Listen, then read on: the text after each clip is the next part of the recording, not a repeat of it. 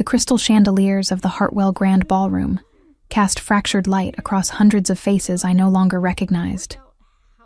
My fingers trembled as I adjusted the Empire waist dress I'd chosen specifically to conceal the 7-month curve of my belly, the deep emerald fabric pooling around my swollen ankles in a way that might have looked elegant if I weren't so achingly aware of how much I'd changed. The charity gala hummed with the particular frequency of old money and older secrets, a world I'd once moved through with Julian's hand at the small of my back when I believed love meant being seen. Now I preferred invisibility. I pressed closer to the marble column near the silent auction tables. My sketchbook clutched against my chest like armor. Attending tonight had been Mira's idea. You can't hide forever, Serena. Your illustrations are featured in half these donors' homes. Show your face, make connections, leave before anyone asks questions. Sound advice from my best friend, who'd held my hair back during morning sickness and never once asked me to name the father. But Mira didn't understand that some ghosts couldn't be outrun, especially not in a room where Julian's family crest hung above the bar in hammered gold. The baby kicked, a sharp jab beneath my ribs that made me gasp softly. I placed my palm over the spot, feeling her settle.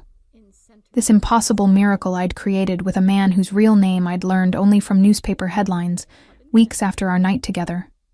Nikolai Machado, the Shadow King of the Underworld. The article had included a grainy photo of him leaving a courthouse, his face all hard angles and controlled fury.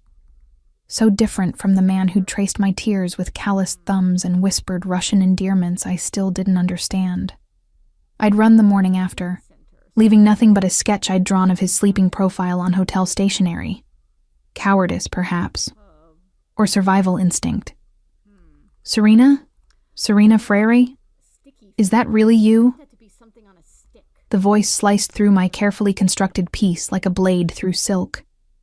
I turned slowly, knowing exactly who I'd find, my body already tensing with the muscle memory of old wounds.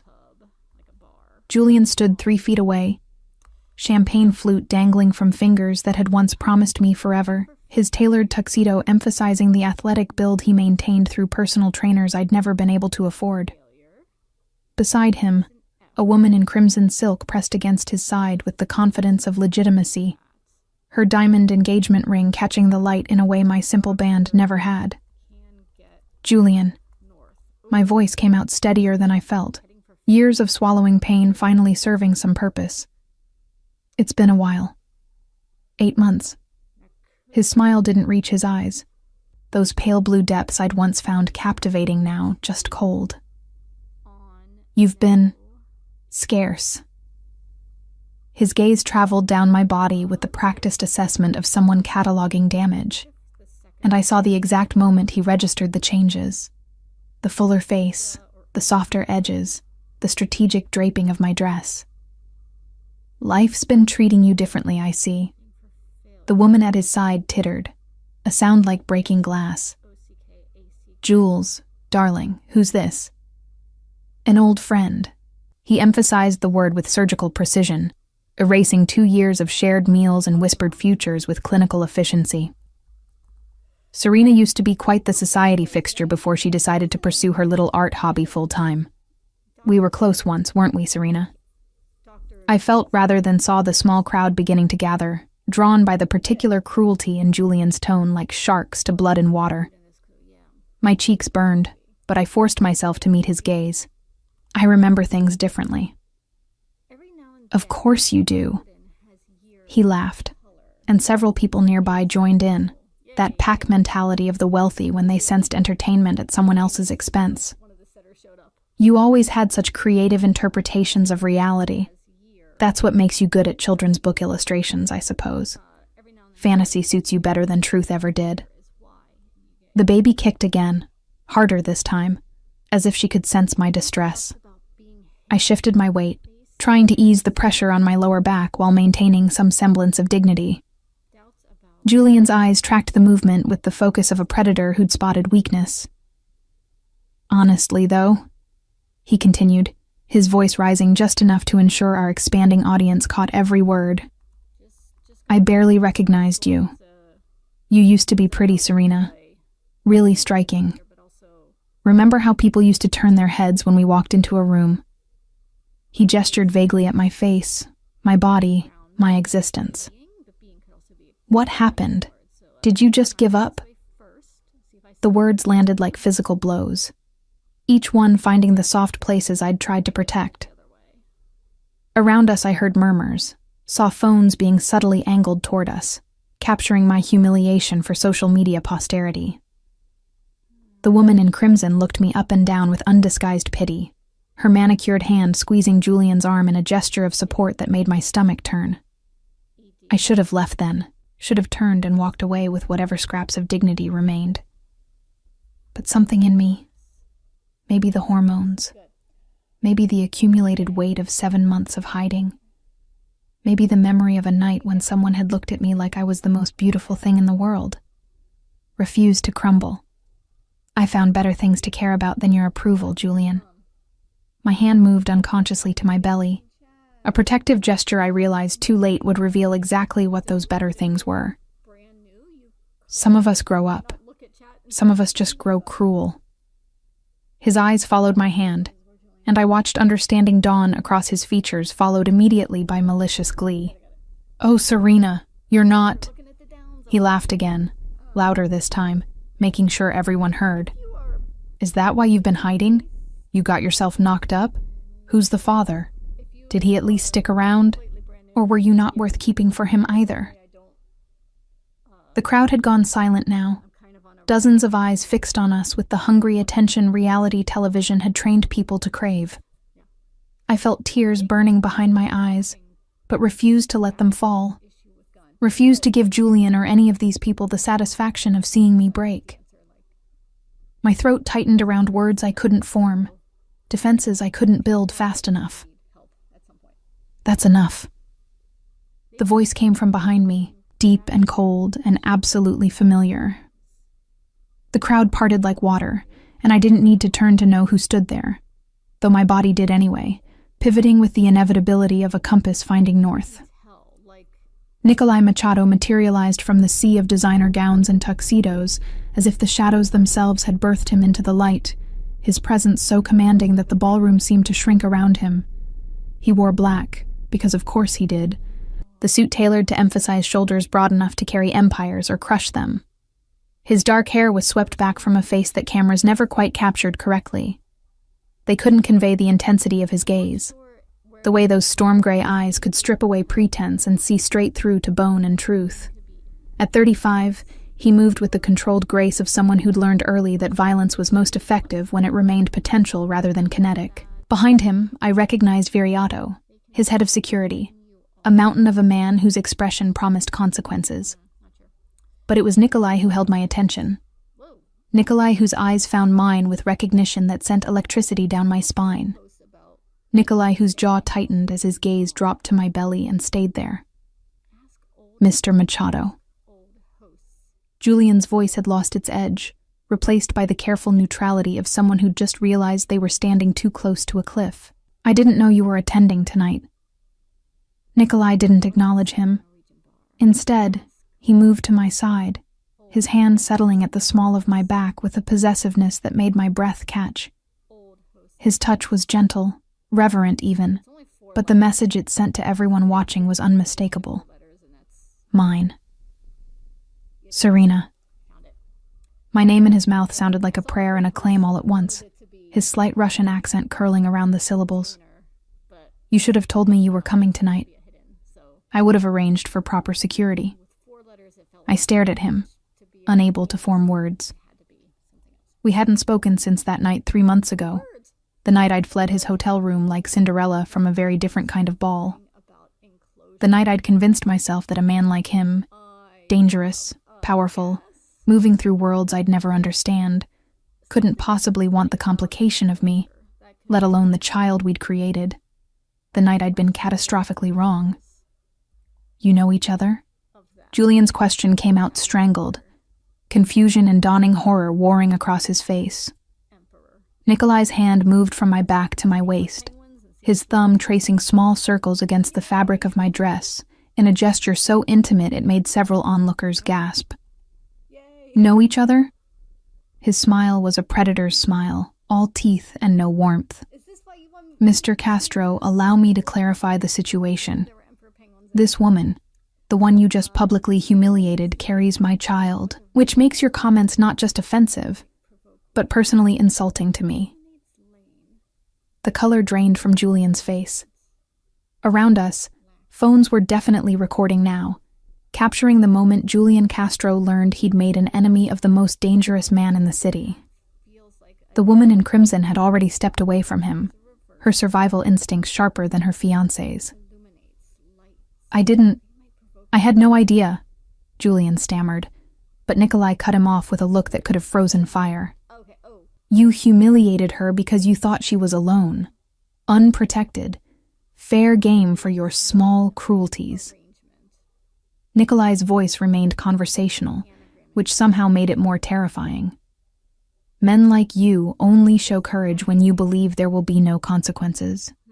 But there are always consequences, Mr. Castro. Always. He turned to me then, his expression softening in a way that made my heart stutter. Come, Solnishko. You've wasted enough time in this place. The Russian endearment, little son, fell from his lips with such casual intimacy that fresh whispers erupted around us. I should have questioned him, demanded explanations, refused to be claimed like some prize in a territorial dispute. But the baby kicked again, and Nikolai's hand moved to cover mine where it rested on my belly. And suddenly I was so tired of being strong alone, so exhausted from carrying fear and shame and love for this child without anyone to share the weight. Okay, I whispered, and let him guide me through the crowd. As we moved toward the exit, I heard Julian call my name, heard desperation replace his earlier cruelty. But Nikolai didn't stop, didn't even slow, his hand steady at my waist as Viriato fell into step behind us, a wall of protection between me and the ballroom full of vultures. The November air hit me like a slap when we emerged onto the street, cold enough to make me shiver despite my coat. A black Mercedes idled at the curb, and Nikolai opened the door himself, helping me inside with a care that seemed at odds with everything I'd read about him in those articles. He slid in beside me, and suddenly the spacious back seat felt impossibly small, the scent of his cologne, cedar and something darker, more complex, surrounding me like a memory I'd tried to forget. The car pulled away from the curb smoothly, and I watched the Hartwell Grand Ballroom disappear in the side mirror, along with the last remnants of the life I'd tried to build without him. How did you know I was there? My voice sounded foreign to my own ears, small and uncertain. Nikolai's jaw tightened. I've known where you were for the last 2 months, Serena. Since the day I discovered you'd left my hotel room and vanished like smoke. His eyes found mine in the dim interior. Did you really think I wouldn't look for you? That I wouldn't find you? I faltered, suddenly uncertain of everything I'd convinced myself was true. I thought you wouldn't want a child? His hand found my belly again, palm spreading wide over the curve with a reverence that made tears finally spill down my cheeks. My child? Bože môj, Serena. What kind of man do you think I am? I don't know what kind of man you are, I admitted, the truth raw and painful. I only know what I've read, what people say. And none of it suggested you'd want a kindergarten teacher's daughter in your life, let alone pregnant with your baby. His laugh was harsh, bitter. What people say, what they write in their papers and whisper in their clubs. They know nothing, Solnishko. Nothing that matters. He leaned closer, his hand still on my belly, his eyes searching mine. I have spent 3 months looking for you. 3 months wondering if you were safe, if you needed anything, if our child was healthy. 3 months going slowly mad with not knowing. I was protecting her, I whispered. Protecting us both. From me? From your world. He was silent for a long moment, his thumb tracing gentle circles over my dress. When he spoke again, his voice had gentled. My world is dangerous, yes. But do you know what's more dangerous? Leaving you unprotected in a city full of jackals like Julian Castro. Letting you struggle alone when you carry something precious to me. The car turned onto a tree-lined street I didn't recognize, the houses growing larger and more isolated as we drove. My heart hammered against my ribs. Where are we going? Home, Nikolai said simply. Your apartment is adequate for one person, but not for a pregnant woman in her 3rd trimester. Certainly not for my child. You can't just... I can. His voice was gentle but implacable. I will. You can fight me if you wish, Serena.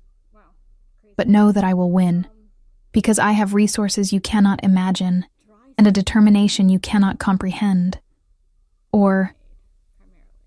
He tilted my chin up with one finger, forcing me to meet his eyes.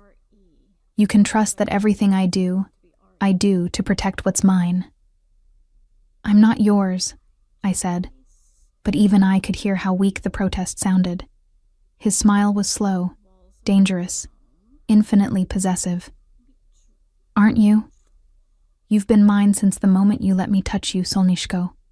Since before that, perhaps. Since you looked at me across that hotel bar with tears in your eyes, and I knew I would destroy anyone who'd put them there. The car stopped in front of a mansion that looked like it had been stolen from a European postcard, all stone and tall windows and manicured grounds. Nikolai exited first, then held out his hand to help me from the car, his grip steady as I navigated the step in my condition. Welcome home, he said, and I realized with dawning certainty that my carefully constructed life of hiding had just ended. Whether that was salvation or destruction, only time would tell. The mansion swallowed me whole. That's how it felt as Nikolai guided me through doors that whispered open on well-oiled hinges, past rooms larger than my entire apartment, up a sweeping staircase of dark wood and wrought iron that curved like a question mark toward the 2nd floor. His hand never left the small of my back, that possessive touch both steadying and unnerving, a constant reminder that I'd somehow stepped from my carefully controlled world into his. A world where men like Julian Castro paled at the mention of a name, where security cameras tracked our progress through hallways lined with art I recognized from museum catalogs. This is too much, I managed as we reached the landing. My breathing labored from the climb. The baby pressed against my ribs in protest, and I paused. One hand braced against the banister. Nikolai stopped immediately, concern flickering across his features. Are you in pain? Should I call Dr. Mora? You have a doctor on call? The question came out sharper than intended, fear making me defensive. I have everything on call, Solnishko. He moved closer, his hand finding my elbow with surprising gentleness. Medical staff, security, whatever you or our daughter might need. But right now I'm asking if you're all right. Our daughter. The casual possessiveness of the words should have angered me, but instead, I felt something dangerous unfurling in my chest. Relief, maybe, or the seductive promise of not being alone anymore. I'd carried this secret for 7 months, borne the weight of fear and joy and terror, without anyone to share it with except Mira, whose love was fierce but whose understanding of what it meant to create life with a man like Nikolai Machado was necessarily limited. I'm fine, I said, which was only partially true. Just tired and confused and honestly terrified of whatever this is. I gestured vaguely at the opulence surrounding us, at him, at the impossible situation we'd found ourselves in. His jaw tightened, that muscle I'd sketched from memory 100 times ticking with suppressed emotion. Let me show you to your room. We can talk after you've rested. Your room, not our room. The distinction settled something anxious in my chest, even as it created a new kind of uncertainty.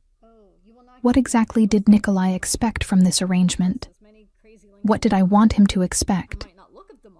He led me down a hallway where soft lighting created pools of shadow and gold, past closed doors that hinted at mysteries I wasn't ready to explore. At the end of the corridor, he opened a door to reveal a suite that made my breath catch. Floor-to-ceiling windows overlooked gardens silvered by moonlight, while inside, a massive bed draped in cream and gray linens dominated the space. But it was the corner that made tears prick my eyes again. A rocking chair positioned near the windows, and beside it, a bassinet carved from dark wood with such intricate detail it could only have been custom-made. When? The word came out broken. 2 weeks ago. Nikolai moved to the bassinet, his large hand trailing over the carved roses that decorated its sides. When I finally confirmed your location, I had everything prepared, hoping that when I brought you home, you would stay. You were that certain? His eyes found mine, storm gray and absolutely sure. I was that determined. I moved to the rocking chair, lowering myself into it with the careful maneuvering late pregnancy demanded, my hand automatically going to my belly, where the baby had started a lazy rolling motion that suggested she was settling in for the night. The chair was perfectly balanced, moving with the slightest pressure, and I realized he'd chosen it specifically for comfort, for function, for the reality of what was coming. I need answers, Nikolai. I forced myself to meet his gaze despite the tears now flowing freely down my cheeks. I need to understand what you want from me. From us. He crossed the room, kneeling before the rocking chair so we were eye level, his hands coming to rest on the armrests, caging me in without touching. What I want, he said slowly, as if choosing each word with care, is for you to be safe, for our daughter to be protected, for you both to want for nothing. And in exchange, something dangerous flashed in his eyes. You think I'm negotiating? Bartering your safety for something you owe me? Aren't you? I challenged, even as my voice shook. Men like you don't give without expecting something in return. Men like me. He laughed, but there was no humor in it. You know nothing about men like me, Serena. If you did, you would understand that what I want cannot be negotiated or bought or traded. What I want is already mine. Has been since the moment you let me kiss away your tears in that hotel bar. I'm not property. No, he interrupted, his voice going soft and deadly. You're far more dangerous than property. You're the woman who saw me, really saw me, when I wasn't wearing my armor. The woman who drew my face while I slept like I was something worth studying instead of something to fear. The woman carrying the only thing in this world that could destroy me completely. His hand moved then, covering mine where it rested on my belly, our fingers intertwining over the curve of our daughter. I want you to stay because you choose to. Because you trust that I will protect you both with everything I have and everything I am. Because you understand that leaving was your choice, but staying, that's a choice I'm asking you to make freely. And if I choose to leave? The muscle in his jaw ticked again. Then I will have Viriato drive you wherever you wish to go. I will ensure you have resources, protection, everything you need. But know this, Solnishko. I will not stop trying to change your mind. I will not give up my right to be our daughter's father. And I will not tolerate anyone, including Julian Castro, treating you with anything less than the respect you deserve. The certainty in his voice should have frightened me. Instead, it settled something raw and aching in my chest. That part of me that had been braced for rejection since the moment I saw the positive pregnancy test. I'd convinced myself that a man like Nikolai wouldn't want the complication. Wouldn't see value in a kindergarten teacher's daughter who drew pictures for children's books and cried at romantic comedies. I'd been protecting myself from imagined rejection, while he'd been searching for me with the single-minded focus that had built his empire. I'm tired, I whispered, which was both truth and deflection. Nikolai stood, his hand trailing along my jaw in a gesture so tender it stole my breath. Sleep. We have time to figure this out. He moved toward the door, then paused. There's a phone on the nightstand. Press 1 for the kitchen if you need food, 2 for Dr. Mora, 3 for me. Viriato is stationed outside your door, and there are cameras throughout the property, but none in this room. Your privacy is yours, Serena. Always. After he left, I sat in the rocking chair for a long time, watching moonlight paint silver patterns on the floor, feeling my daughter move beneath my hands. The bassinet waited in the corner, ready for a life I hadn't planned, but could no longer imagine giving up. Sleep came fitfully, plagued by dreams of Julian's cruel laughter and Nikolai's storm-gray eyes, of ballrooms that transformed into prisons and mansions that felt like sanctuaries. I woke near dawn to find a tray outside my door, fresh fruit, yogurt, whole grain toast, exactly the kind of breakfast my pregnancy books recommended. A note in bold, masculine handwriting read simply, "Eat. N." The following days settled into a strange rhythm. Nikolai disappeared each morning in tailored suits and an aura of controlled menace, handling whatever business kept a man like him in power. But he returned every evening by 6, joining me for dinner in a formal dining room I'd convinced him to abandon in favor of a smaller breakfast nook that felt less like a museum. We talked, carefully at first, dancing around the dangerous topics: his work, my fears, the night we'd created our daughter. He asked about my illustrations, and I found myself showing him my portfolio on my tablet, watching his face soften as he studied the whimsical characters I created for children's books. He particularly loved a series I'd done about a lonely dragon who learned to make friends, his finger tracing the dragon's expression with surprising gentleness. "You see beauty in unexpected places," he observed one evening, 4 days into my residence in his mansion. We sat in the library, a room lined floor to ceiling with books in multiple languages, while rain drummed against the windows. Even creatures others fear. "Maybe I just understand what it's like to be misunderstood," I said, then immediately regretted the honesty. But Nikolai only smiled, that rare, genuine expression that transformed his face from austere to almost beautiful. "Is that what you think? That I'm misunderstood? I think you're more complicated than the newspapers suggest." "The newspapers know nothing," he said, echoing his words from the car. "They report what I allow them to see. The mergers, the acquisitions, the occasional scandal. They don't report the truth." "Which is?" He was quiet for a long moment, his eyes fixed on the rain-streaked windows. When he spoke, his voice carried a weight I'd never heard before. "That everything I built, every empire I claimed, every enemy I destroyed, it was all to ensure that no one could ever make me powerless again. That no one could take what matters to me." What happened? My father was a good man in a bad world. He tried to run an honest shipping business in a city controlled by corrupt officials and criminal syndicates. They gave him a choice: join them or be destroyed. He refused. Nikolai's hands clenched on the armrests of his chair. "They killed him in front of my mother and me when I was 12. Made it look like a robbery. The police never investigated. The judges never cared. Because men with power had decided my father was expendable." Horror settled in my stomach like ice.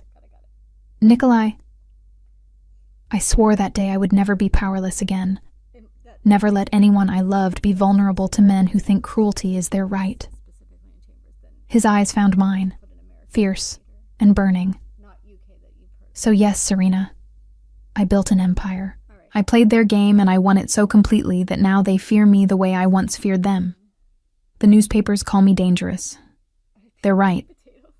But everything I've done, every line I've crossed, was to ensure that what happened to my father could never happen to anyone I protect." The revelation hung between us, heavy with implications. I understood then that Nikolai's need to control, to protect, to claim, it all stemmed from that 12-year-old boy who'd watched his father die. It didn't excuse everything, but it explained the intensity, the single-minded focus, the fury in his eyes when Julian had humiliated me. "I'm sorry," I whispered. "Don't be sorry. Be safe. Be here. Let me protect you and our daughter the way I couldn't protect him." Before I could respond, his phone buzzed. He glanced at it, his expression darkening. "I have to take this." He stepped into the hallway, but his voice carried back to me in sharp Russian syllables that needed no translation. Anger, authority, threat. When he returned, the vulnerable man who'd shared his past had vanished, replaced by the controlled predator I'd seen at the gala. "What's wrong?" "Julian Castro has been making inquiries." Nikolai's voice was flat, emotionless, which somehow made it more frightening. "Trying to discover your location, telling people you're in danger, that I've kidnapped you." My blood went cold. Why would he do that? Because men like Castro cannot tolerate losing, even when they've thrown away what they had. Or, his eyes narrowed, because someone is paying him to cause problems. Who? That's what Viriato is discovering. He moved to where I sat, kneeling again so we were eye level. "Serena, I need you to trust me. Whatever happens in the next few days, whatever you hear, know that I am handling it. You and our daughter are safe here. No one can reach you. You're frightening me." "Good." His hand cupped my face, thumb brushing across my cheekbone. "Fear will keep you cautious. Caution will keep you safe." That night, I woke to voices in the hallway, Nikolai's controlled baritone and another man's urgent tones. I crept to the door, pressing my ear against the wood. "Found evidence of communication with the Kozlov organization," the unfamiliar voice said. "Castro's been feeding them information, trying to locate the girl. They're offering him money to—" "Enough." Nikolai's voice cut through the report like a blade. "Double the security here. I want eyes on every approach. If anyone gets within 100 yards of this property without authorization, I want to know immediately. And Castro? Leave him to me." The footsteps retreated, but I heard Nikolai remain in the hallway, his presence a tangible weight even through the door. After a moment, he spoke, his voice carrying clearly in the silence. "I know you're awake, Solnishko. I can hear your breathing change." I opened the door to find him leaning against the opposite wall, still in the clothes he'd worn to dinner, though his tie was loosened and the top buttons of his shirt undone. In the dim hallway lighting, he looked younger, more vulnerable, the weight he carried visible in the tension of his shoulders. "The Kozlov organization," I said. "Should I know that name?" "No, and if I have my way, you never will." He pushed off the wall, moving closer. "They're rivals, dangerous people who would use you to get to me if they could. But they can't, Serena. Because you're here, and this house is a fortress, and I will burn this city to ash before I let anyone harm you." The intensity in his voice made me shiver, but not entirely from fear. There was something almost intoxicating about being claimed so completely, about being the focus of such absolute determination. It should have terrified me. Instead, I found myself taking a step closer. "Why me?" The question emerged raw, vulnerable. You could have any woman. Why fixate on someone you spent one night with? His laugh was low, almost pained. "You think I chose this? Chose to be consumed by a woman who left me with nothing but a sketch and questions I couldn't answer?" He closed the distance between us, his hands framing my face with devastating gentleness. "I fought it, Serena. For weeks after you left, I told myself you were just another night, another temporary comfort. But then I would find your drawing, or catch your scent on my pillow, or close my eyes and see the way you looked at me. Really looked at me. Like I was a man instead of a monster." His forehead touched mine, his breath warm against my lips. "And when I discovered you were pregnant, When Viriato finally tracked you down and I saw the proof that you carried my child. His voice broke slightly. It wasn't a choice anymore, Solnishko. It was inevitability. I'm still afraid, I whispered. I know. But fear and trust are not mutually exclusive. You can be afraid of my world while trusting that I will keep you safe within it. Before I could respond, before I could close the last inch between us or retreat to safety, my phone buzzed from inside my room. We both froze. At nearly 2 a.m, no one should be calling except Mira, I said, rushing to answer. My best friend's voice came through panicked and breathless. Serena, oh God, I'm so sorry. Someone broke into my apartment. They were looking for you. They had a photo. They kept asking where you were, if you'd told me anything. Are you hurt? I demanded, Nikolai already moving, his phone to his ear, rapid Russian filling the room. No. I locked myself in the bathroom and called 911. They left when they heard the sirens. But Serena, they knew about the baby. They said, her voice dropped to a whisper. They said they had buyers who would pay well for the child of Nikolai Machado. The phone slipped from my numb fingers. Nikolai caught it, spoke briefly to Mira in a tone that managed to be both commanding and reassuring, then ended the call.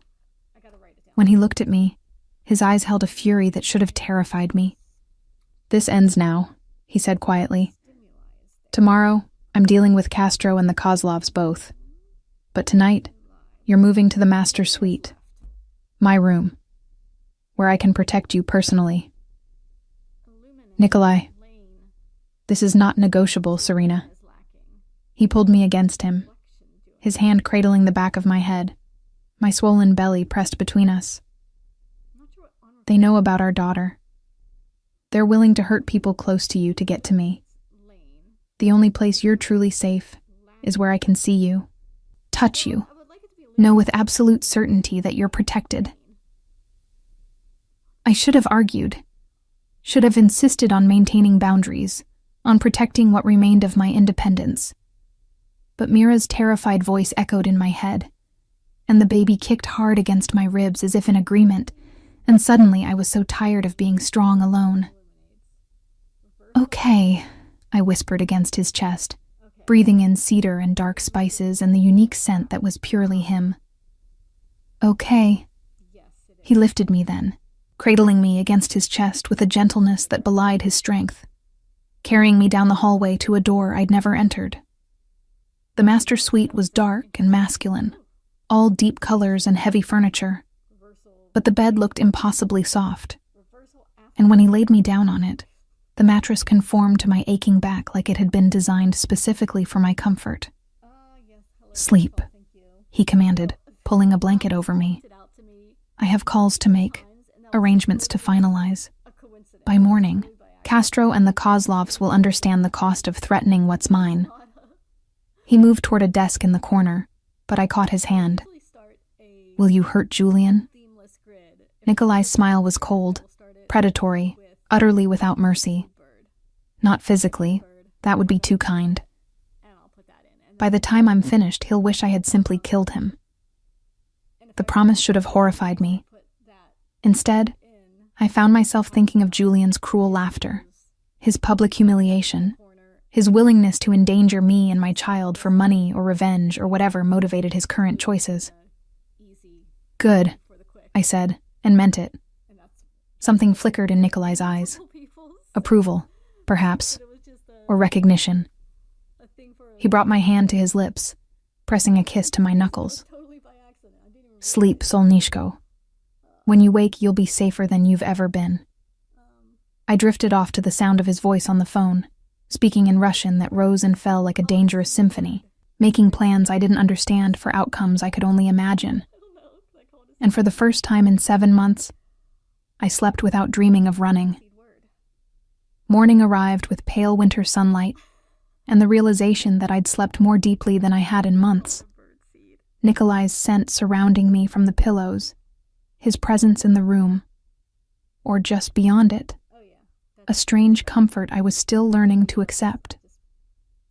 I woke to find him seated in an armchair near the windows, laptop balanced on his knees, already dressed in another impeccable suit, though he'd foregone the tie. His eyes found mine immediately, as if he'd been monitoring my breathing even while working. "How did you sleep?" His voice carried the rasp of someone who hadn't rested at all, and I noticed the coffee cup on the table beside him, the shadows beneath his eyes that suggested he'd been awake through the night. "Better than I have in weeks." I struggled to sit up, my belly making the maneuver awkward. "Did you sleep at all?" "I don't sleep well." He set the laptop aside, moving to help me, his hands steady on my arms as I finally achieved a semi-upright position. I never have. Too many years of needing to stay vigilant, I suppose. The admission felt significant, a small crack in his armor.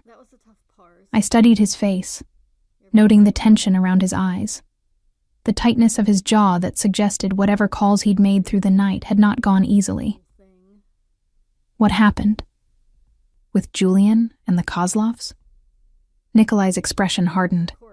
"Nothing you need to concern yourself with. They've been dealt with." "Nikolai." He sighed, recognizing the stubborn set of my jaw. "Fine. Julian Castro has been served with multiple lawsuits. Fraud, embezzlement, breach of contract. My legal team spent the night combing through his business dealings and found enough irregularities to keep him occupied for years. His assets have been frozen, his reputation destroyed. By afternoon, every newspaper in the city will be running stories about his criminal activities. And the Kozlovs?" His smile was cold, shark-like. "Let's just say they received a very clear message about the consequences of threatening my family. They won't be a problem again." I should have asked what that message entailed, what consequences he'd delivered in the dark hours between midnight and dawn. But some part of me, the part that had felt our daughter kick against my ribs while Julian mocked me, the part that had heard Mira's terrified voice on the phone, didn't want to know. Didn't want to examine too closely the relief I felt, knowing that Nikolai had handled it, had protected us with the same ruthless efficiency that made him dangerous.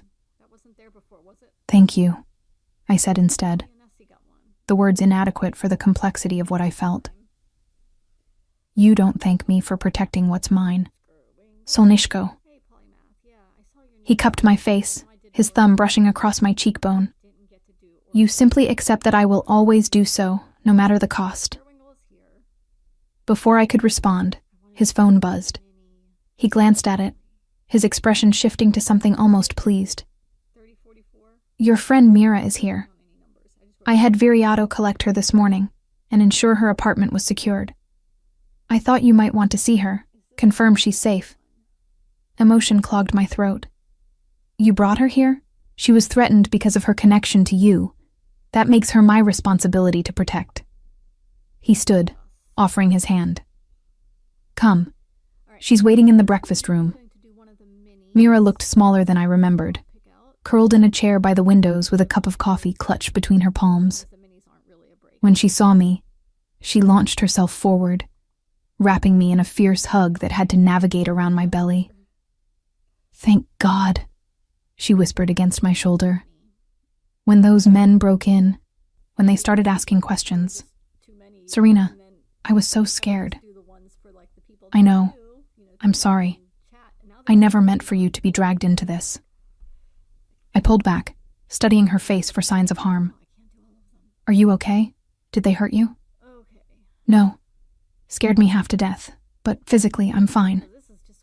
Her eyes moved past me to where Nikolai stood in the doorway, and I saw her expression shift. Fear, certainly, but also a grudging respect. Nikolai sent a doctor to check me over anyway, and apparently I'm staying here until it's safe to return home. Not that I'm complaining about the accommodations. This place is insane." "Mira, it's okay." She squeezed my hand. "I mean, it's terrifying and completely surreal, but you look better than I've seen you in months. Less exhausted, less afraid. So maybe this crazy situation is what you need." We spent the morning together while Nikolai disappeared into his study, Mira filling me in on the outside world I'd been isolated from for nearly a week. Apparently, Julian's downfall was spectacular and public. News vans had camped outside his office building. His fiancée had broken off their engagement via a scathing social media post, and his business partners were scrambling to distance themselves. "It's brutal," Mira said, though her tone suggested she found it entirely deserved. "But effective. No one's asking about you anymore. They're too busy watching Julian's empire crumble." "Nikolai's work," I acknowledged, the truth settling strangely in my chest. "He protects what's his." Mira's eyes found mine, serious and searching. "Serena, I know this is fast and complicated and probably terrifying, but that man, he looks at you like you're the only thing in the world that matters. I saw it when he sent his men to get me. He was calm, controlled, but there was this intensity when he mentioned your name. Like saying it out loud caused him physical pain. We barely know each other. You're carrying his child. That seems like a significant connection." She paused. "Do you love him?" The question caught me off guard. Did I? I barely knew Nikolai beyond the night we'd shared and the week we'd spent navigating this impossible situation. But I remembered his tenderness that night at the hotel, the way he'd kissed away my tears. I remembered the vulnerability in his voice when he'd told me about his father, the absolute certainty when he'd promised to protect our daughter. "I don't know," I admitted, "but I think I could. That's what terrifies me." Before Mira could respond, Viriato appeared in the doorway. "Ms. Frere, Mr. Machado requests your presence in his study when convenient." Convenient was an interesting word choice, suggesting this was a request rather than a command. I exchanged a glance with Mira, who made shooing motions. "Go. I'll be fine here with more coffee and this view. We can talk later." Nikolai's study was all dark wood and leather, shelves lined with books in Russian and English, a massive desk positioned to face the door so he could see anyone who entered. He stood when I appeared, moving around the desk with that predatory grace I was beginning to recognize as simply how he moved through the world. "Sit, please." He gestured to a comfortable chair near the fireplace, waiting until I'd settled before taking the seat across from me. "I wanted to show you something." He handed me a tablet displaying a legal document dense with text I struggled to parse. "What is this?" "A trust fund in our daughter's name. Irrevocable, substantial enough to ensure she never wants for anything regardless of what happens to me or my businesses." His eyes held mine. "I also had my lawyers draw up documents establishing your legal rights as her mother, ensuring that no one, including me, can make decisions about her welfare without your consent." I stared at him, struggling to process what he was offering. "You're giving me legal power over our daughter, even against you? You're her mother. That should mean something beyond biology." He leaned forward, elbows on his knees. "Serena, I know you're afraid I'll try to control you, to use our daughter as leverage to keep you compliant. These documents prevent that. If you choose to leave, you can. You'll have resources, protection, and full custody unless you choose to share it." "Why?" The word came out broken. "Because I want you to stay by choice, not coercion. Because my father died trying to protect my mother, and she never forgave herself for not being able to save him. I won't build our life on the foundation of you feeling trapped." Tears blurred my vision as I stared at this complicated, dangerous man, who just handed me the power to destroy him emotionally, while taking away any leverage he might have used to keep me. "What if I do leave? What if I take our daughter and disappear?" Pain flickered across his face, quickly masked. "Then I will spend the rest of my life ensuring you're both safe from a distance. I will hate it. I will probably make your life difficult with my need to protect you. But I won't force you to stay, Solnishko. That's not love. That's possession." The word hung between us, unspoken until now. Love. Was that what this was? This consuming need, this fierce protectiveness, this certainty that had driven him to search for me, to claim me, to destroy anyone who threatened me? Tell me about that night, I said impulsively. At the hotel. What were you doing there? He settled back in his chair, his eyes distant with memory. Drowning my sorrows, ironically. I'd just finalized a deal that should have felt like a victory, but instead left me hollow. I was drinking alone at the bar, contemplating the emptiness of winning when there's no one to share it with, when I saw you. I was a mess that night. You were beautiful. And sad. And when you caught me looking, you smiled. This broken, fragile thing that made me want to destroy whoever had hurt you. His voice softened. I wasn't supposed to approach you. I should have finished my drink and left. But then you were next to me, ordering vodka with tears on your cheeks, and I couldn't walk away. I remembered it differently. Him as the gravitational force, me as the debris pulled into his orbit. But maybe we'd both been drowning that night, reaching for each other in the dark. Julian had just told me he'd been cheating for 6 months with his secretary. I confessed. Called off our engagement at a restaurant full of people. Said I was too boring, too predictable, that he needed someone with more. Fire. I laughed bitterly. Funny how fire looks when you're not the one being burned. I'm glad he left you. Nikolai's voice was fierce. Because it brought you to me. Because our daughter exists. Because I got to know what it feels like to have someone see me as a man instead of a monster. You are a man, I said, understanding dawning. A complicated, dangerous, protective man. But a man nonetheless.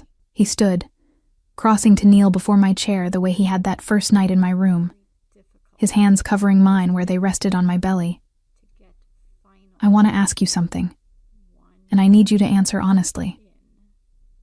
My heart hammered against my ribs. Okay. Do you feel safe here?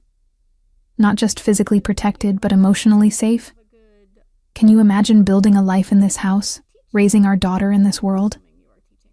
I looked around the study, at the books and the fireplace, and the windows overlooking gardens where I could imagine a little girl playing.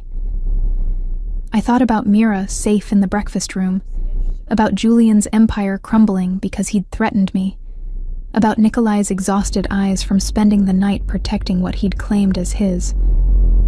I think so, I said carefully.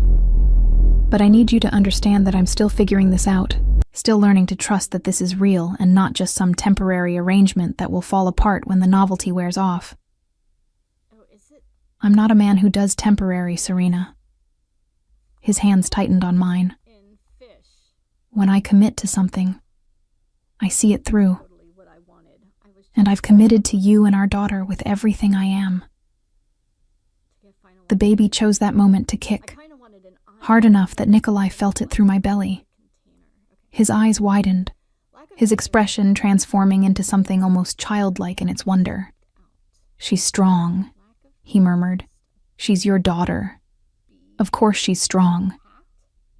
He looked up at me then, and for the first time I saw him completely unguarded, vulnerable, hopeful, terrified in a way that had nothing to do with business rivals or criminal organizations. This was the fear of a man who'd found something precious and couldn't bear to lose it. Marry me, he said, the words emerging raw and unplanned. I froze. What? Not now. Not until after she's born. Not until you're sure. But marry me, Serena. Let me give you my name, my protection, my life. Let me wake up every morning knowing you're mine by choice, not just by circumstance. Nikolai, I know it's fast. I know we barely know each other. But I also know that I've never felt this certain about anything in my life. You make me want to be better than what my world demands. You make me imagine a future beyond just surviving. His voice dropped to a whisper. Please, at least tell me you'll think about it. I should have said no. Should have cited all the logical reasons why marrying a man I'd known for a week. A dangerous man, a complicated man, a man whose world I didn't understand, was insane. But looking into his storm-gray eyes, feeling our daughter move between us, remembering the absolute certainty with which he'd protected me, I found myself nodding. "I'll think about it," I whispered. The smile that broke across his face was radiant, transforming him from austere predator to something almost beautiful. He pressed his forehead to my belly, his hands cradling the curve with reverent gentleness. "That's all I ask, Solnishko. Just think about it." 3 weeks passed in a strange domesticity I was still learning to navigate. Dr. Aldina Mura became a regular presence, visiting twice weekly to monitor my progress as I entered the final weeks of pregnancy. She was brisk and efficient, but kind, her dark eyes missing nothing as she checked my blood pressure and measured my belly, offering reassurance when the baby's movements became less frequent or more intense. "Everything is progressing normally," she told me during one visit, her stethoscope cold against my abdomen as she listened to the rapid flutter of my daughter's heartbeat. "But we're getting close. I'd estimate 2 more weeks, maybe 3. Make sure you're ready." Ready. The word felt enormous. Was I ready to become a mother? Ready to bring a life into Nikolai's complicated world? Ready to accept the reality that whatever happened next would bind me to him forever, not through legal documents or marriage proposals, but through the tiny human we'd created together? Nikolai, for his part, threw himself into preparation with the same intensity he brought to everything else. The nursery that had been started weeks ago was completed. A beautiful space in soft sage and cream, with hand-painted murals of forests and stars that took my breath away. He'd hired the artist based on my portfolio, choosing someone whose style complemented mine. And the result was magical. "She should grow up with beauty," he'd said when I'd protested the expense. "With art and light, and things that remind her the world can be gentle." We fell into routines. Mornings. I'd wake to find him already dressed but lingering over coffee, waiting to see me before he left for whatever business demanded his attention. Evenings, he'd return by 6, joining me for dinner, and then retiring to the library where we'd spend hours talking about his childhood in Russia, about my scattered family, about books and art and the future neither of us could quite articulate yet. Mira had returned to her apartment after a week, though Nikolai had insisted on upgrading her security and having Viriato check on her regularly. She video-called daily, marveling at how my life had transformed, offering advice on motherhood from her extensive experience with her 3 younger siblings. "You're glowing," she'd observed during one call. Like actually glowing. Pregnancy hormones or something else? Or something else, I'd admitted, not quite ready to examine what that something else might be. The something else had a name. Nikolai. I was falling for him, slowly and inevitably, like a tide pulled by the moon. It wasn't the dramatic passion of romance novels, but something quieter, more foundational, built on late-night conversations and the way he'd learned to make my favorite tea, on his gentle hands on my belly, and the Russian lullabies he'd sing to our daughter when he thought I was sleeping. But we'd maintained careful boundaries. He slept in the master suite. I remained in the guest room despite his initial insistence. I moved to his room that first panicked night. We touched often, his hand at my back, mine on his arm, the casual intimacy of 2 people growing comfortable with each other. But we hadn't crossed the line back into the passion that had created our daughter. Until the night, everything changed. I'd woken at 2 in the morning with contractions that weren't quite labor, but weren't Braxton Hicks either. The baby pressing low and insistent against my pelvis. I'd gotten up to pace, trying to ease the discomfort, when a sudden sharp pain made me cry out, grabbing for the wall to steady myself. Nikolai appeared in my doorway within seconds, his hair mussed from sleep, wearing only pajama bottoms that revealed the corded muscle of his torso. "What's wrong?" "I don't know. Just pain." Maybe false labor? But even as I said it, another contraction gripped me, stronger than before, and I felt warmth trickling down my thighs. My water had broken. Bože moi. Nikolai was suddenly all action, one arm supporting me while he reached for his phone with the other. Dr. Mora, we need you now. Her water just broke. Yes, I'm certain. He listened for a moment, his arm tightening around me. 20 minutes. We'll be ready. He helped me back to bed, moving with surprising gentleness for someone so large, his hands steady as he helped me out of my wet nightgown and into a robe. It's too early, I managed between contractions. She's not due for 2 more weeks. Babies come when they're ready. His voice was calm, controlled, but I saw the fear flickering in his eyes. The same fear I felt, magnified by his inability to control this, to protect me from the pain and danger of bringing life into the world. Dr. Mora will be here soon. Everything is going to be fine. The next 20 minutes were a blur of activity. Viriato appeared with my hospital bag, which Nikolai had apparently packed weeks ago without telling me. Dr. Mora arrived with a midwife and enough medical equipment to set up a full birthing suite in the master bedroom. Hospital? I managed to ask between increasingly intense contractions. Too risky, Dr. Mora said briskly, already scrubbing her hands. Too many variables we can't control. Here, we have everything we need and complete security. You're in good hands, Serena. The labor was long and brutal, waves of pain that crested higher and higher until I lost track of time, of everything except Nikolai's hand in mine and his voice in my ear, alternating between English and Russian, telling me I was strong, I was brave, I could do this. I can't, I sobbed at one point, exhausted beyond anything I'd ever experienced. I can't do this anymore. Yes, you can. He pressed his lips to my forehead, his other hand stroking my sweat-dampened hair. You're the strongest person I know, Solnishko. Just a little longer. Promise me. I grabbed his shirt, pulling him close.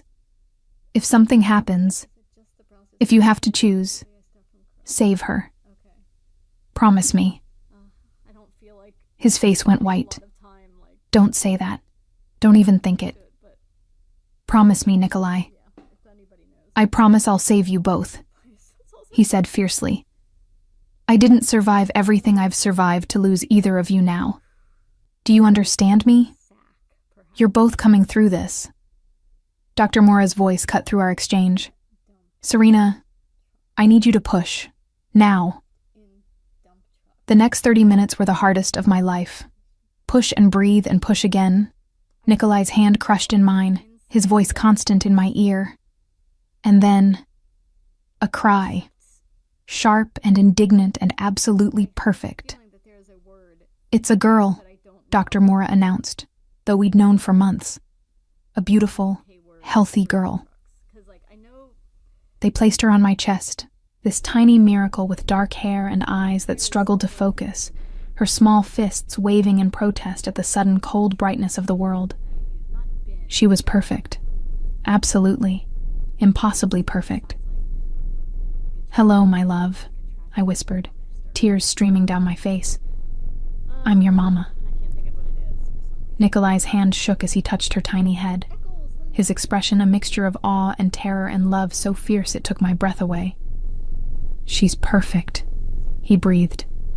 You're perfect, both of you. Dr. Mora finished her work, declaring us both healthy despite the early arrival. The midwife helped clean me up and get the baby. Our daughter, who still needed a name, latched for her first feeding. Nikolai never left my side, his eyes tracking our daughter's every movement, like she might disappear if he looked away. When we were finally alone, the first rays of dawn painting the room gold, I looked up at him from where I reclined against the pillows, our daughter asleep against my chest. We need to name her, I said softly. I was thinking Nadezhda, he offered. It means hope in Russian. My mother's name. Nadezhda, I repeated, testing the weight of it. It's beautiful. but maybe something she can use in both worlds? Nadia? His smile was brilliant. Nadia Hope Machado. Perfect. Freire. I corrected automatically. Nadia Hope Freire. Something shifted in his expression. Serena. Unless, I interrupted, the decision crystallizing as I spoke, she could be Nadia Hope Machado Freire. Both of us. Both our names. Both our worlds. He stared at me, understanding dawning. Are you saying, ask me again, I whispered. Ask me what you asked me 3 weeks ago. Nikolai slid off the bed, kneeling beside it so he was eye level with me and our daughter. His hand shook as he took mine, his storm gray eyes bright with unshed tears. Serena Freire, will you marry me? Will you let me spend the rest of my life trying to deserve you? Will you trust me with your heart the way I'm trusting you with mine? Yes, I said, the word simple and certain. Yes to all of it. He kissed me then, gentle and reverent, tasting of salt from both our tears. When he pulled back, his smile was radiant. When? He asked. After I can walk without waddling, I laughed. After Nadia's old enough to be flower girl at her parents' wedding. After we've had time to really know each other without crisis forcing our hands. I squeezed his fingers. But soon, because I love you, Nikolai Machado. I think I've loved you since that night in the hotel, even though I was too afraid to admit it. I know I've loved you since then, he confessed. Since you looked at me like I was worth drawing instead of fearing. Since you trusted me with your pain. Since you gave me this, he gestured to Nadia, the greatest gift I could ever receive. We stayed like that as dawn broke fully, the three of us in that bubble of new life and new love, the complications of his world temporarily held at bay by the simple miracle of our daughter's first breaths. Nadia was 2 months old when the wedding invitations went out, elegant cream cardstock with our names embossed in gold, announcing our intention to marry on Valentine's Day in the mansion's gardens. Mira had laughed when I'd shown her the date. Could you be more cliched? She'd teased. But her eyes were warm as she helped me address envelopes to the small list of guests we'd agreed on. Mostly Nikolai's business associates, and the few family members I still spoke to. It's romantic, I'd defended, though secretly I agreed it was a bit much. But Nikolai had suggested it. His eyes soft when he'd said he wanted to marry me on a day dedicated to love, and I'd found myself unable to resist. The past 2 months had been a revelation. Motherhood was harder than I'd imagined. The sleepless nights, the constant worry, the way Nadia's every cry sent my heart racing with panic that something was wrong. But it was also more beautiful. Those moments when she'd smile at me, when her tiny hand would curl around my finger, when Nikolai would sing her those Russian lullabies in the middle of the night, his deep voice soothing her back to sleep. We'd fallen into new routines. Nikolai had reduced his hours, working more from home, his office converted into a space where he could conduct business while remaining close to us. I'd started illustrating again, setting up an easel in the nursery, creating new stories inspired by my daughter, by this life we were building. And we'd grown closer, the careful boundaries we'd maintained dissolving naturally as we navigated parenthood together. He'd moved a second bed into the master suite for me, claiming that nursing in the middle of the night would be easier if I didn't have to walk down the hall. I'd agreed, knowing it was an excuse, but finding I didn't mind. There was comfort in waking to find him nearby, in the whispered conversations we'd have while Nadia nursed, in the intimacy of sharing the chaos of new parenthood. We hadn't resumed the physical relationship that had created Nadia. Dr. Moura had cleared me at my 6-week checkup, but we'd both seemed content to take things slowly, to build our relationship on something more solid than just passion. But the tension was there, simmering beneath every touch, every lingering glance. Every night we fell asleep in separate beds but woke tangled together. It was Nadia who inadvertently changed things, waking at 3 in the morning with a cry that suggested hunger mixed with general displeasure at the world. I'd struggled out of bed, exhausted from a day of dealing with wedding preparations while she'd decided napping was for other babies, and lifted her from her bassinet.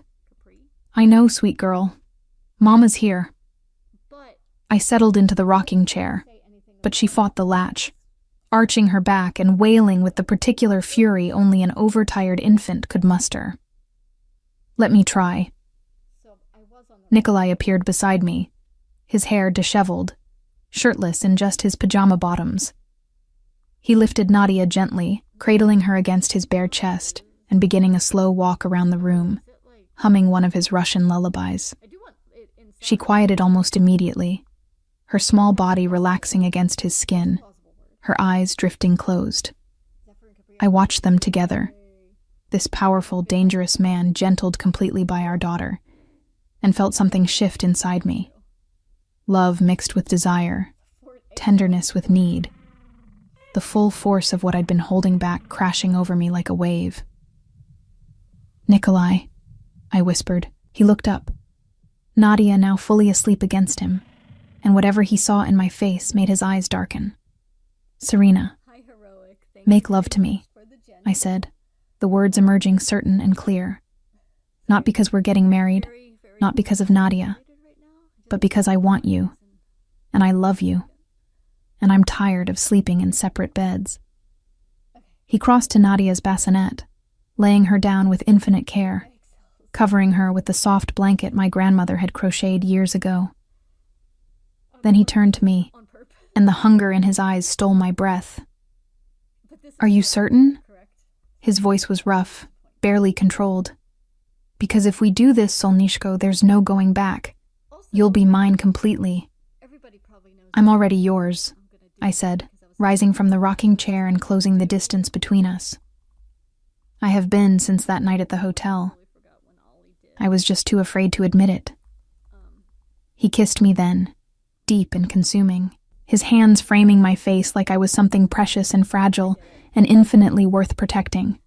We moved to his bed, our bed, and he took his time, relearning my body with a reverence that made me tremble, showing me with touch and whispered words in Russian exactly how much he'd missed this, missed me, missed the connection we'd built that one night and were now reclaiming. Afterward, we lay tangled together, my head on his chest, his hand tracing lazy patterns on my back. Nadia slept peacefully in her bassinet, the three of us in this bubble of contentment I'd never imagined I'd find. "Tell me something," I murmured, my fingers tracing the scar I'd discovered on his ribs. "Something you've never told anyone else." He was quiet for so long I thought he wouldn't answer. Then, "I was engaged once before, when I was 25. Her name was Yelena. She was from a good family, appropriate in every way." Jealousy spiked through me, sharp and unexpected. "What happened?" "She discovered what I really did, the truth beneath the legitimate businesses, the violence I was willing to employ to protect what was mine. She looked at me with such horror, such disgust, that I ended it that night. I couldn't bear to see that expression every morning for the rest of my life." "And with me?" I asked, needing to understand. "When I found out who you were, did you think I'd look at you that way?" "I knew you already had," he said, his hand stilling on my back. "That night you left. You'd learned my real name somehow, discovered what I was, and you ran. I spent weeks convinced you'd looked at me with that same disgust." "It wasn't disgust," I confessed. "It was fear. Fear that you were too important, too powerful, too everything for someone like me. Fear that I was just another knight to you and I'd already started falling in love." His arms tightened around me. "Never just another knight. Never just anything. Serena, you were always everything." We drifted into sleep like that, wrapped around each other, and woke to Nadia's hungry cries as sunlight painted the room gold. The morning felt different, easier, lighter, as if some final barrier had crumbled and left us free to simply be together. The weeks leading to the wedding passed in a blur of preparations. Mira served as maid of honor, fussing over my dress, a simple ivory gown with lace sleeves and a flowing skirt that accommodated my post-pregnancy body without trying to hide it. Nikolai's best man was Viriato, the stoic security chief who'd proven surprisingly sentimental about the whole affair. "He's been different since you," Viriato confided one afternoon when I'd brought him coffee while he supervised the garden setup. "Lighter, like he remembers how to be happy instead of just surviving. He makes me happy too," I'd said, watching Nikolai through the window as he held Nadia, showing her the roses being arranged for the ceremony. But 2 days before the wedding, the fragile peace we'd built shattered. I'd been napping with Nadia when Nikolai burst into the room, his face tight with controlled fury. "We need to leave. Now." "What? Why?" I struggled to sit up, Nadia waking with a startled cry. "Julian Castro escaped police custody this morning. He's been making threats, claims he has information that could destroy me. My sources say he's hired people to come after you and Nadia." His hands shook as he helped me stand. "Viriato is preparing the safe house. We leave in 10 minutes. Terror seized me. I thought you'd handled him. The lawsuits, the exposed fraud, weren't enough apparently." Nikolai's voice was harsh with self-recrimination. "I should have ensured he was completely neutralized. I was too focused on legal destruction when I should have considered he'd be desperate enough to come after you directly."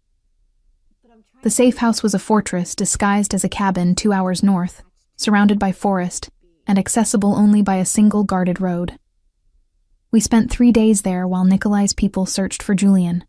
3 days of mounting tension as wedding preparations were put on hold, and our future hung in the balance. On the 3rd night, Viriato appeared with news. We found him. He was planning to attack the mansion during the wedding, knowing security would be focused on the guests. His expression was grim. But he had help. The Kozlovs again. They'd been supplying him with information, resources. "Where is he now?" Nikolai's voice was deadly calm. "Contained. Waiting for your decision." Nikolai looked at me, and I saw the question in his eyes. What did I want? What level of justice was I comfortable with? "I want him to face consequences," I said slowly. "Real consequences. But I don't want you to become the monster he claims you are. I don't want Nadia to grow up knowing her father killed a man for revenge." Something eased in Nikolai's expression. "Then we do this properly. Legal consequences. I have enough evidence of his conspiracy with the Kozlovs to put him away for years. He'll face trial, imprisonment, complete ruin. But he'll live." "And the Kozlovs?" His smile was cold. "We'll understand very clearly that there are consequences for threatening my family that have nothing to do with killing, but everything to do with destroying their operations completely. By the time I'm finished, they'll wish I'd simply killed them." True to his word, Nikolai orchestrated Julian's downfall with surgical precision.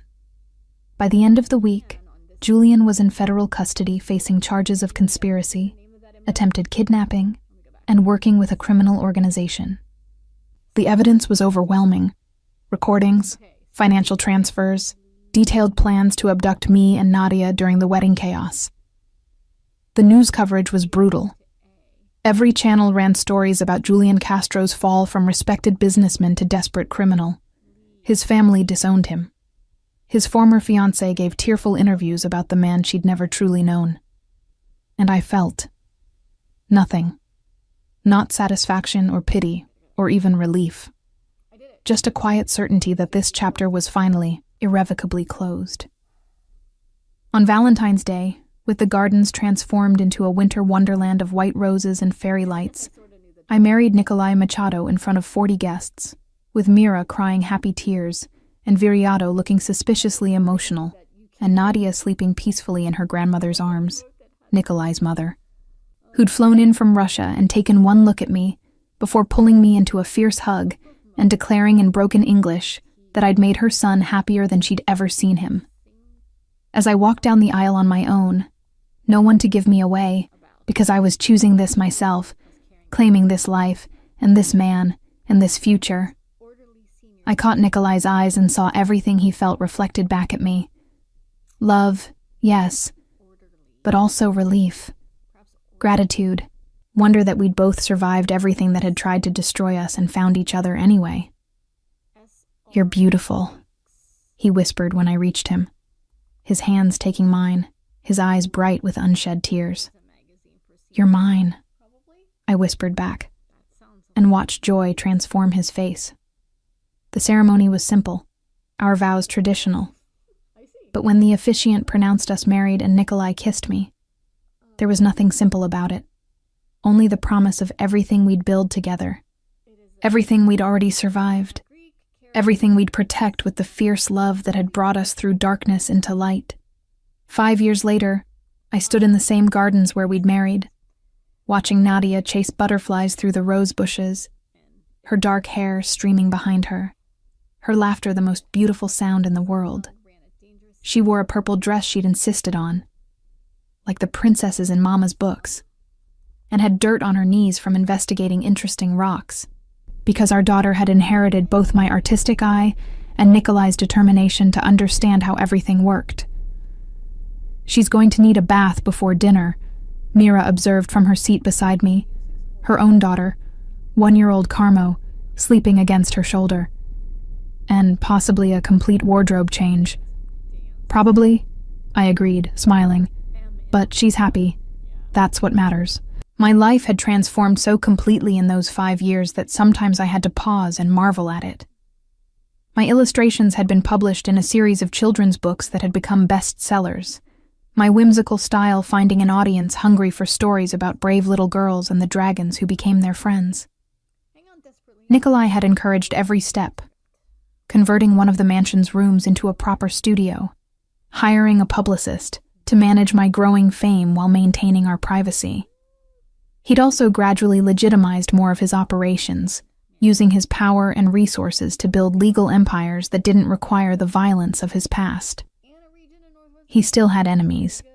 Men like him always did. But he'd learned to navigate his world with strategy rather than force, becoming someone the city's elite courted rather than feared. Though they still feared him, just enough to respect boundaries.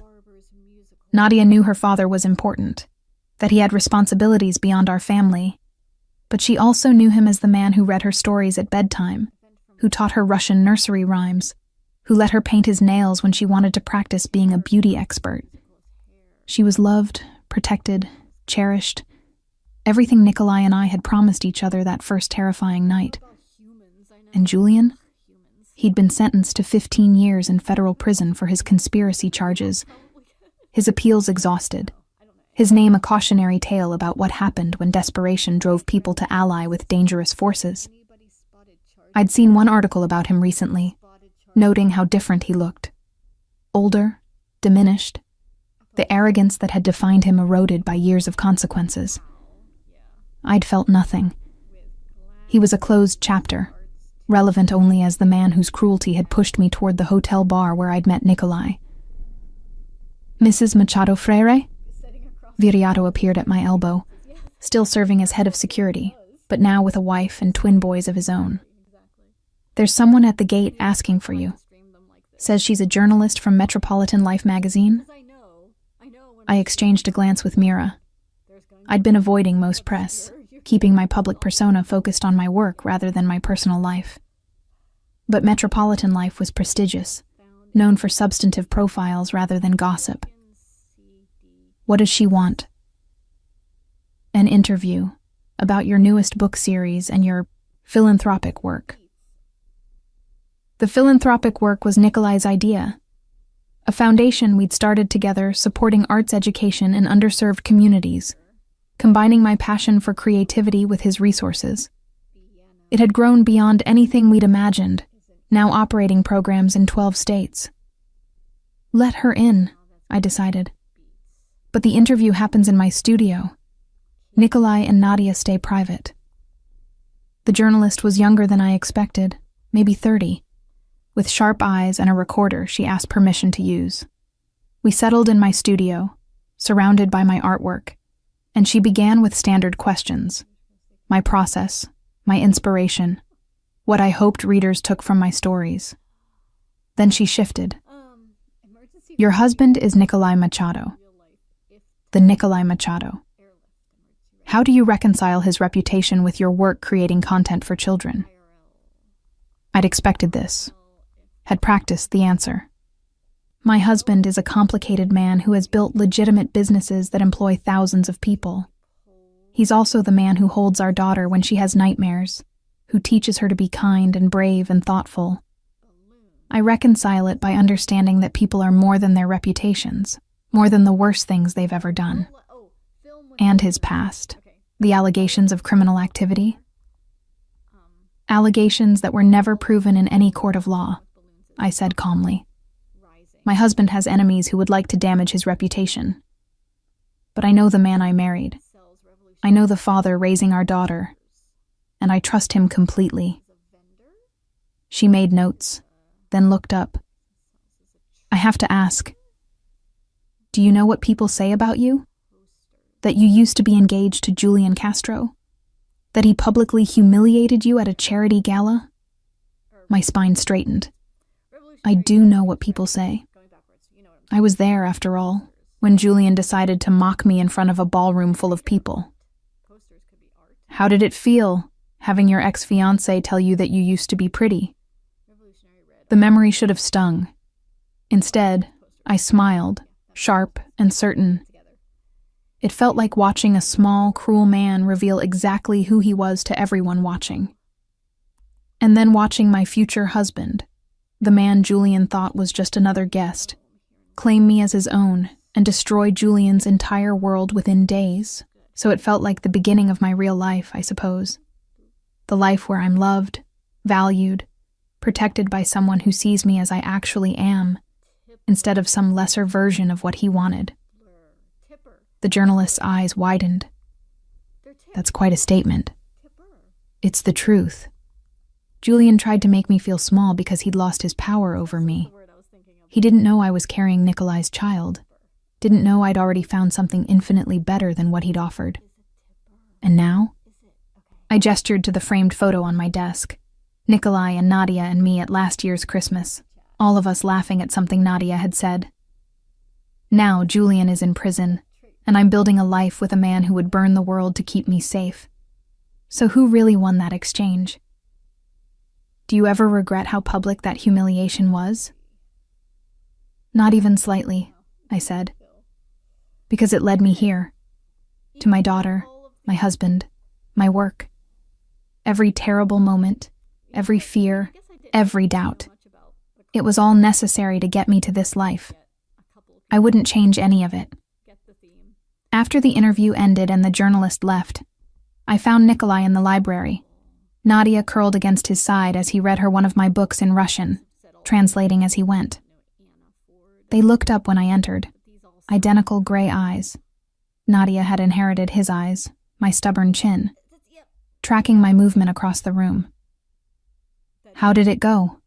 Nikolai asked, even as Nadia squirmed free and ran to hug my legs. Mama, Papa was reading the dragon story. Can we have a dragon, Mama? A small one? I lifted her into my arms, breathing in the scent of her shampoo and the dirt she'd acquired exploring. Absolutely not. Dragons are expensive and they hog the bathroom. She giggled, that pure sound of childhood joy, before wiggling to be put down so she could return to her spot beside Nikolai. The interview was fine, I told him, settling on his other side. She asked about us, about Julian, about everything. I told her the truth, which is that I married the right man. That Julian's cruelty was the best thing that ever happened to me, because it pushed me toward you. That I'm grateful for everything, even the hard parts, because they gave me this life. Nikolai's arm came around me, pulling me close. Nadia wedged happily between us as he resumed reading. And in that moment, I understood what contentment truly meant. Not the absence of struggle, but the presence of love so certain, so foundational, that it could weather anything. 6 weeks later, Metropolitan Life published the article. The cover showed me in my studio, surrounded by my artwork, with the headline, Serena Machado Freire, From Humiliation to Triumph, the artist who chose love over fear. Inside, the journalist had captured not just our conversation, but the entire trajectory. Julian's public cruelty, my hidden pregnancy, Nikolai's dramatic claim, our unconventional courtship, the wedding that had dominated society pages. She'd interviewed others too. Mira, who spoke glowingly about our friendship. Viriato, who described Nikolai's transformation. Even Dr. Mura, who confirmed that I'd given birth to a healthy baby girl in the midst of chaos. But it was the final paragraph that went viral, shared across social media by thousands. When I asked Serena about Julian Castro's infamous words, "You used to be pretty," she laughed. "He was right," she told me. "I used to be pretty. Insecure, diminished, trying to make myself smaller to fit someone else's expectations of who I should be. Now, I'm so much more. I'm a mother, a wife, an artist, a woman who knows her worth. Pretty feels like such a small, inadequate word for what I've become. And Julian? He'll spend the next decade in prison, thinking about the woman he mocked who became untouchable, while I'm here living the life he'll never understand. One built on real love instead of manipulation and fear. So yes, I used to be pretty. Now I'm magnificent." The article included photos, carefully selected ones that showed my artwork, my studio, a distant shot of me with Nadia in the gardens. But the one that everyone shared was the candid the photographer had caught without my realizing. Nikolai arriving home from work, sweeping me into his arms while Nadia laughed between us. All three of us captured in a moment of such obvious love and joy that it became iconic. Within days, my book sales tripled. Interview requests poured in. But more importantly, messages arrived from women who'd experienced similar humiliations, who'd been made to feel less than, who'd been told they used to be something and needed to hear that they could become so much more. Julian would have seen the article, I realized. Would have read my words from his prison cell. Would have understood too late that the woman he'd mocked had become legendary, while he'd become cautionary. And I hoped it hurt. I hoped he stayed up at night, replaying that moment in the ballroom when he'd thought he was powerful, and I was powerless. I hoped he understood, finally, that true power had nothing to do with public humiliation, and everything to do with building a life so magnificent that your critics became irrelevant. 5 years after Julian told me I used to be pretty, I stood in my gardens with my husband and daughter, surrounded by the life we'd built from ashes and determination, and I was beautiful. Not in the way Julian had meant, not in some shallow aesthetic sense, but in the way that mattered. Beautiful in my choices, beautiful in my courage, beautiful in the love I'd claimed despite every reason to run, beautiful in the family I'd created with a man the world called dangerous, but I knew as simply mine.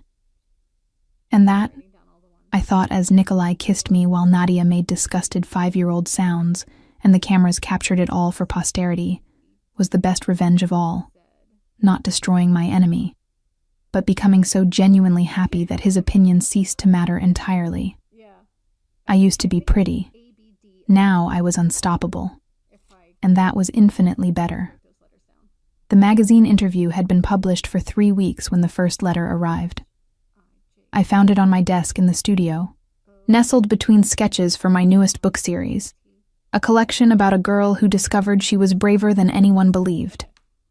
The envelope was plain cream paper, the handwriting careful and precise, addressed simply to Serena Machado Freire, care of Metropolitan Life magazine.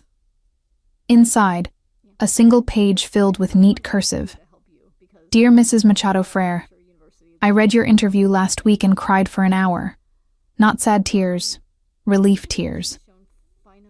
5 years ago, my husband told me I'd let myself go after our twins were born. He left me for a younger woman, took most of our savings, and made sure everyone in our small town knew he thought I was no longer worth loving. I believed him. I let his words define me for so long that I forgot I was more than his opinion. Your words, "I used to be pretty, now I'm magnificent," gave me permission to see myself differently. I went back to school. I'm finishing my nursing degree next month. My twins are proud of their mom. And last week, I saw my ex-husband at the grocery store. He tried to talk to me, to explain, to apologize. And I realized I didn't care anymore. His opinion had become irrelevant because I'd built a life so full that there was no room for his diminishment.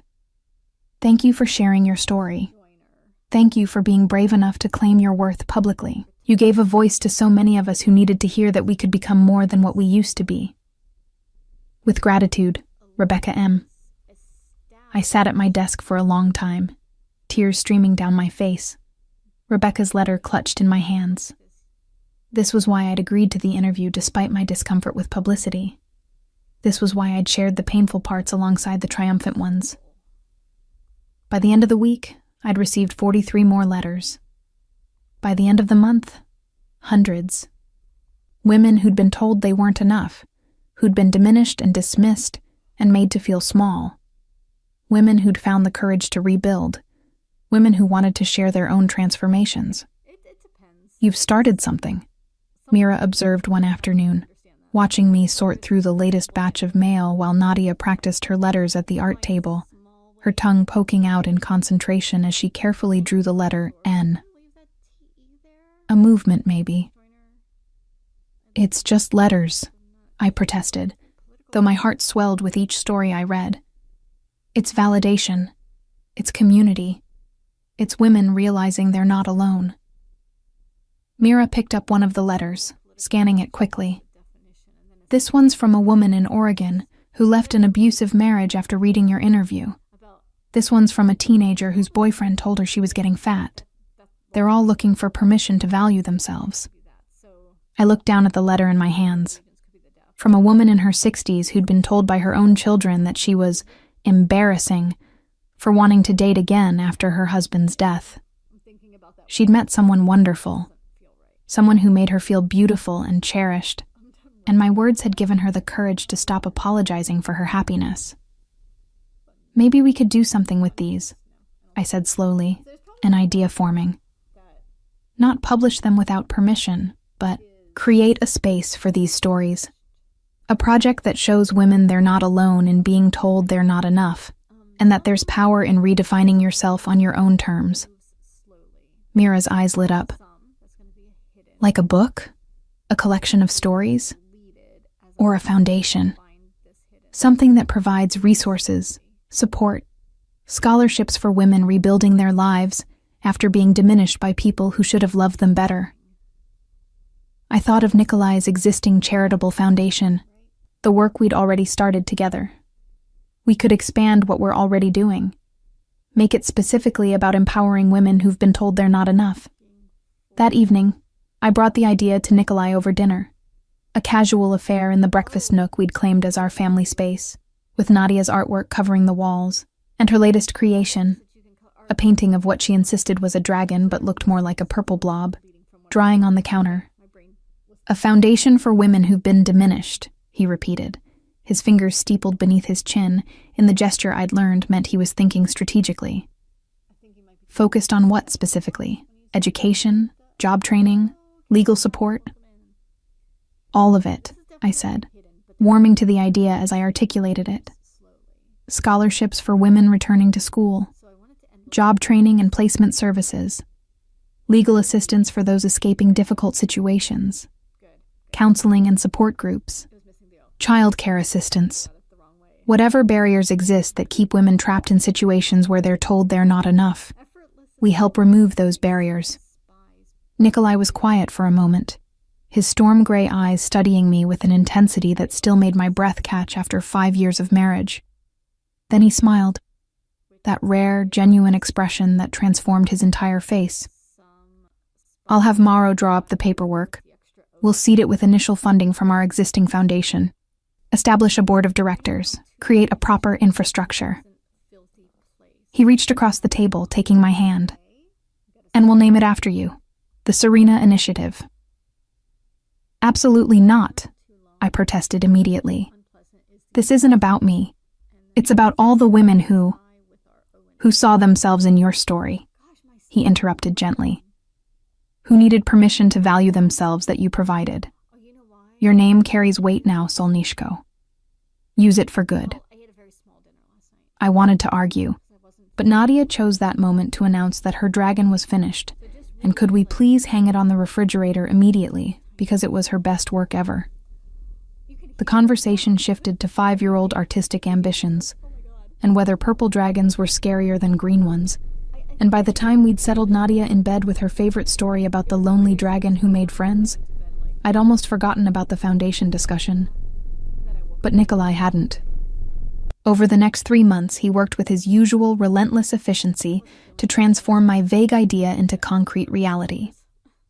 The Serena Initiative was established with an initial endowment that made my head spin, enough to fund operations for years, to help hundreds of women, to create real, lasting change. We assembled a board of directors that included Dr. Aldina Mora, who'd delivered Nadia and understood the vulnerability of women in crisis. Mira, whose fierce advocacy and organizational skills made her invaluable. And 3 other women, whose own stories of rebuilding after devastation gave them unique insight into what was needed. The initiative launched quietly at first. A website, some targeted outreach to domestic violence shelters and community organizations, scholarships offered through local colleges. But word spread quickly, amplified by the women who'd written to me, by journalists who'd followed up on the Metropolitan Life article, by the organic network of people who believed that women deserved better than to be diminished. 6 months after the launch, we'd helped 63 women. A year later, that number had grown to over 200. Women who'd returned to school, who'd left abusive situations, who'd started businesses or pursued dreams they'd been told were foolish or impossible. And the letters kept coming. Hundreds, then thousands, sharing stories of transformation and gratitude and hope. It was one of those letters that changed everything again. I was in my studio on a Tuesday afternoon, Nadia at a playdate with a friend from kindergarten, when I opened an envelope postmarked from a federal prison in Pennsylvania. My first instinct was to throw it away. We got occasional hate mail, people who thought the foundation was feminist nonsense, or who had their own axes to grind. But something made me read it. Dear Serena, you don't know me, but I know you. Or I thought I did. My name is Claire Reynolds, and 5 years ago I was engaged to Julian Castro. You might remember me. I was the woman in the red dress at the Hartwell Grand Ballroom, the one standing beside Julian when he humiliated you. I've thought about that night often during the past 5 years. About how I laughed when he mocked you. About how I stood there in my designer gown and expensive jewelry and felt superior because I was the one on his arm, not you. About how I saw you as competition defeated rather than as a woman being publicly degraded. I'm writing from a women's correctional facility where I'm serving 3 years for fraud and embezzlement, crimes I committed alongside Julian before his arrest. I was more than his fiancé. I was his accomplice, helping him steal from investors, falsify documents, destroy the lives of people who'd trusted him. I told myself I was in love, that his ambition was attractive, that the ends justified the means. But really, I was just another woman who'd been told she wasn't enough on her own, that her worth came from being chosen by a powerful man, that she should compromise her values to maintain that position. I read about your foundation in a magazine someone left in the common room. I read the Metropolitan Life interview 3 times. And I realized that you and I aren't so different.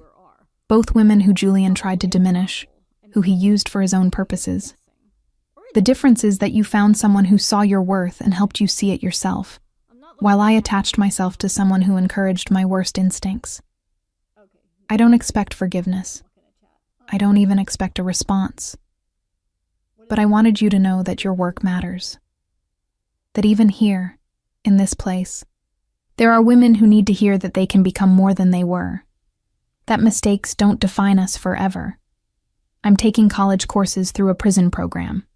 I'm learning to code, to build websites. When I get out, I want to help other women avoid the mistakes I made. I want to be someone my younger self could have looked up to, instead of someone I'm ashamed to have been. Thank you for showing me what that could look like. Sincerely, Claire Reynolds. I read the letter 3 times, emotions churning through me. Anger at her complicity in my humiliation. Sympathy for the woman she'd become. Recognition of the courage it took to write this. Finally, I showed it to Nikolai that evening after Nadia was asleep. He read it in silence, his expression unreadable.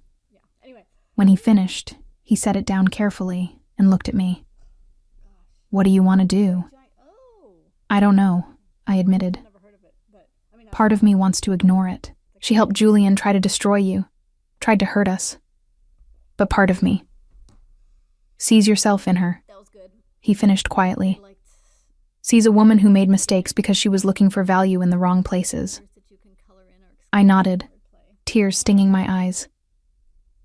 Is that naive? Stupid? She was complicit in everything Julian did. She was, and she's serving her sentence for those choices. Nikolai pulled me against his chest, his arms wrapping around me. But you're not naive for seeing the possibility of redemption, Solnishko. You're compassionate. It's one of the things I love most about you. Your ability to see people as more than their worst moments. You think I should respond? I think you should follow your instincts. His hand stroked my hair gently. Whatever you decide, I'll support you. But know this. She's not asking for anything from you. She's not claiming to be a victim. She's taking responsibility and trying to build something better. That matters. After another week of consideration, I wrote back. Not a long letter, just a brief acknowledgement that I'd received hers, that I wished her well in her rehabilitation, that the Foundation's resources would be available to her upon release if she needed them. I didn't offer friendship or forgiveness, but I offered possibility. Her response came a month later, shorter than the first, but no less impactful. She'd been accepted into an advanced coding program. She'd started a support group in the prison for women working to rebuild their lives. She thanked me for not dismissing her, for seeing potential where she'd only seen shame. We corresponded occasionally after that. Careful, respectful letters that acknowledged our complicated history while focusing on her transformation. And when she was released 2 years later, the Foundation helped place her in a position at a tech company that hired formerly incarcerated individuals, giving her the chance to rebuild that she'd never thought she'd have. "You're too forgiving," Mira said when I told her about Claire's job placement. "That woman helped Julian try to destroy you." "She did," I agreed. "And she paid for it. But people aren't static, Mira. They're capable of growth, of change, of becoming better than they were. Isn't that what the Foundation is about? Giving women the chance to become more than their circumstances, more than their mistakes." "When you put it that way," Mira sighed, "I can't really argue." The Foundation continued to grow, its impact rippling outward in ways I'd never imagined. We helped women escape abusive situations. We funded education for single mothers. We provided job training and childcare assistance and legal support, and counseling. We created a network of women supporting women, sharing resources and stories and strength. And through it all, Nikolai was my partner in every sense, providing funding certainly, but also strategy, connections, protection when the work brought us into contact with dangerous people. His reputation, once something I'd feared, became a tool we used to shield the women we helped from those who might harm them. "You've made me better," he told me one night as we watched Nadia sleep, her 7-year-old face peaceful in the soft glow of her nightlight. She was growing so fast, all long limbs and artistic passion, already showing signs of the woman she'd become. Given me purpose beyond just surviving. beyond just protecting what's mine. You've shown me how to build, instead of just defend. You were always capable of building, I said, taking his hand. You just needed a reason. His smile was soft, tender. You and Nadia are my reason. Everything I do, everything I've built, it's all for you. To create a world where our daughter never has to hear that she's not enough. Where she grows up knowing her worth is inherent, not dependent on anyone else's opinion. I thought about that as I watched Nadia grow, as the foundation expanded to serve thousands of women. As the years passed, and our family settled into the rhythm of a life I'd never imagined I'd have. The girl who'd been publicly humiliated, who'd fled into the night pregnant and afraid, who'd hidden in plain sight while carrying the child of a man she barely knew. She seemed like a different person now, someone I'd left behind. But she was still there, in the quiet moments. In the letters I read from women who saw themselves in my story. In the fierce determination to ensure no woman felt as small as I'd felt that night in the ballroom. On the 10th anniversary of that night, 10 years since Julian had told me I used to be pretty, 10 years since Nikolai had claimed me in front of everyone, 10 years since my life had irrevocably changed, we held a gala for the foundation. It was held deliberately and with a certain poetic justice at the Hartwell Grand Ballroom.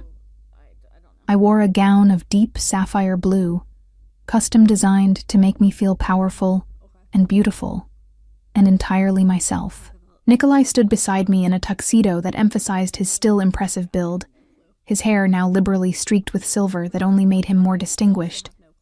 And between us, in a dress she'd designed herself with my help, because at 10 years old, Nadia had inherited my artistic eye and her father's determination, stood our daughter, proud and confident and absolutely radiant.